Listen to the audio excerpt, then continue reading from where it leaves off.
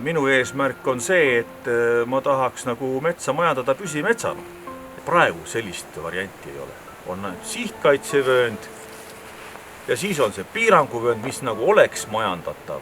Aga kui see ka nüüd pannakse sihtkaitsesse, siis nagu maaomanikul ei jää midagi. Kui mul on sealt vaja seda ehitusmaterjali või palki, siis ma saan minna vabalt võtma, kas või küttepuidki. Aga paraku on niimoodi, et kui on sihtkaitse, siis ei tohi seal mitte midagi. Mida need ametnikud või need otsuse tegijad kardavad? Et seda eraomandit on vaja nii hirmsasti nagu piirata või piitsutada. Mina maaomanikuga sellest kartusest arvan seda, et see selline surve Keskkonnaameti poolt, see on pigem tekitanud veel rohkem sellist lageraie lainet. See käib neil natuke tagurpidi.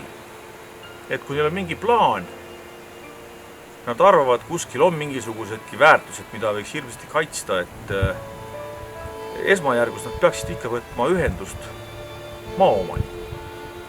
Tulema koha peale ja istume laua taha maha, räägime nagu ausalt läbi, et kellel mis plaanid on, eks.